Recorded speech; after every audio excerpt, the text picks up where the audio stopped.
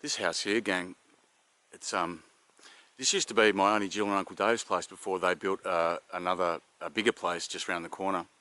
And this is about when I would have been, you know, between the ages of maybe sort of 8 to sort of 20, 8 to 15, something like that. But there were a lot of parties, gang, with the family and friends thrown here over the years, and some very shaky uncles waking up the next day, reeking of, you know, not good things. But one night I remember, gang, I had to stay there, and I didn't really want to, but it was after one of these said parties, and there was nowhere for me to sleep, and I had to sleep on the couch. And this is a tiny house, right? There's a really small place, and anyway, and they had an outdoor toilet, and they had a real mozzie. We had, like, that summer, we had a real bad mozzie mosquito infestation. And man, it was like the worst experience with, like, mosquitoes love me anyway, right? Like, they just bite me. Like, if there's 50 people in a room, you know who they're going to bite, right? And I woke up, and like I couldn't sleep. Like, they're just buzzing around me non-stop, and I woke up with, like, you know, next morning, just mosquito bites all over me. It was absolutely horrific, and like I scratched my skin off. But anyway, that's just and this is the street that both Mum and Dad built a house, and which was just across the way from Uncle Dave and Auntie Jill, Powell Street. And I'm just going to go around here and show you Mum and Dad's place that sadly no longer is with us. A few birds on a wire. Cue Leonard Cohen. Just hanging out. Check them out, gang.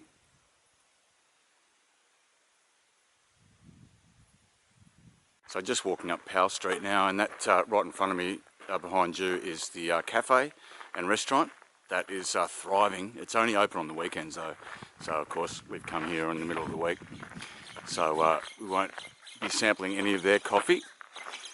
But this is the place that Mum and Dad built, that really sadly they had to sell, and Dad built it himself, the whole thing. Dad's dad was a carpenter by trade. He was a builder, and Dad learnt a lot, obviously, from him. And this is the place. Yep. It's obviously been really well looked after. It's probably, it's at least 15 years since they sold it, maybe even just a little bit longer than that. But yeah, that's it. What a spot to build, eh?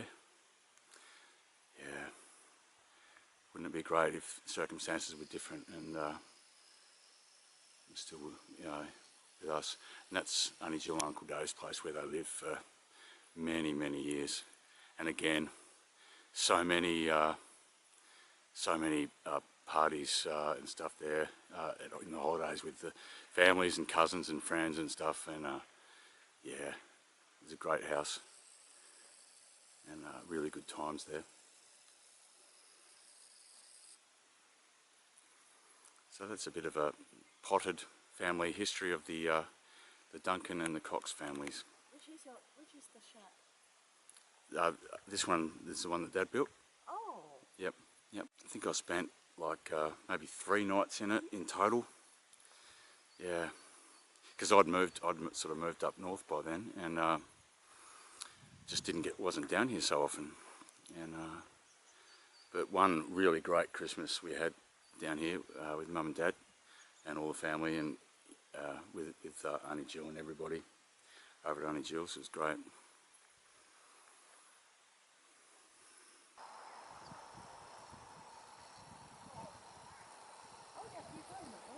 Some people out fishing now at this late hour, which is now what, 7 o'clock? Not that late really. Probably got another half an hour, 45 minutes of light. Just down on the jetty where we were, earlier this afternoon. But gang, I just wanted to show you this place. This is now obviously a house, but it wasn't so many years ago that it was the local, sort of takeaway place. You know, takeaway, like a bit of a mini supermarket, you know, all that sort of stuff, ice creams, yeah. And that went out of business, and or either that or the people just sold up because there wasn't enough business to keep it going. I'm not sure, but it's yep. Have very fond memories of coming here on a hot afternoon, and you know, buying an ice cream or buying a bag of mixed lollies or something. And yeah, so that's that.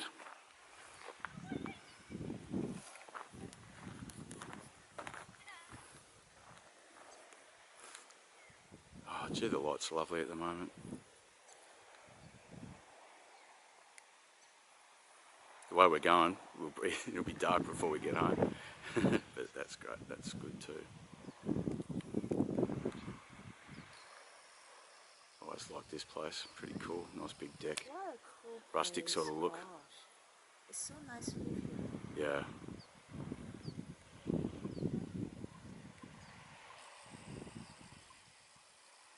Really is lovely.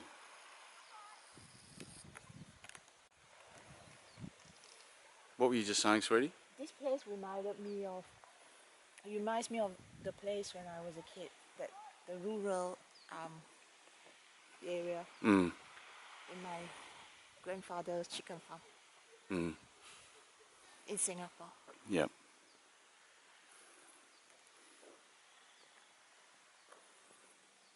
Wow, what's that black thing there? Is that a tree or a giant monster?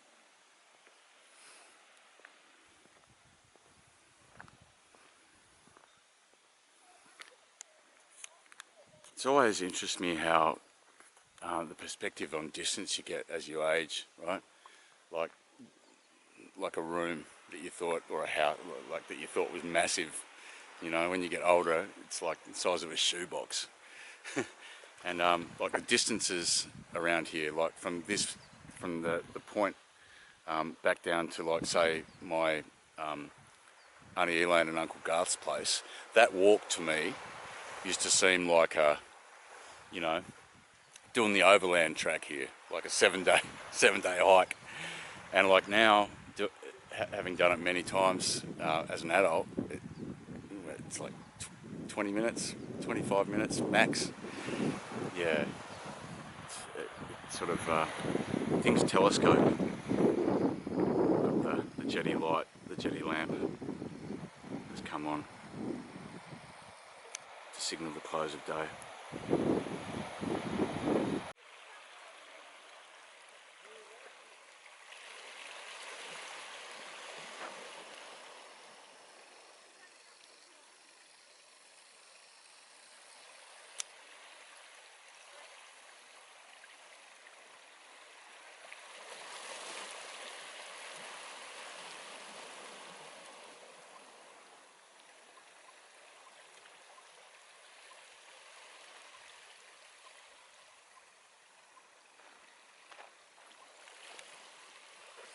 Lovely way to roll out a day. Water's so calm.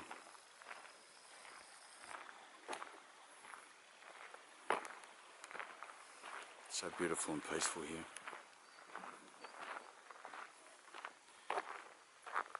Well, it's been a fantastic start to our Bruny Island trip.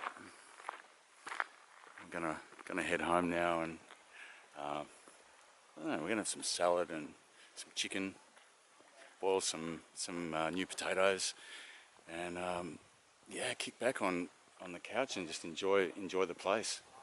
Have a warm shower, and the telly they've got's got like a smart TV, and I'm not smart, gang. It's new to me, but apparently we can watch the internet stuff, YouTube, and I've got Netflix. Not that we're going to do that, but it'll just be a nice way to. They've got an open fire too, freestanding wood burner, which is awesome. So might even like that. So today, day one of our Bruny Island adventure, gang, and I hope you've enjoyed the film. We've certainly enjoyed the start of the trip, and we'll catch you tomorrow and see what that has in store for us. Good advice for us all. Random sign out the front of this place.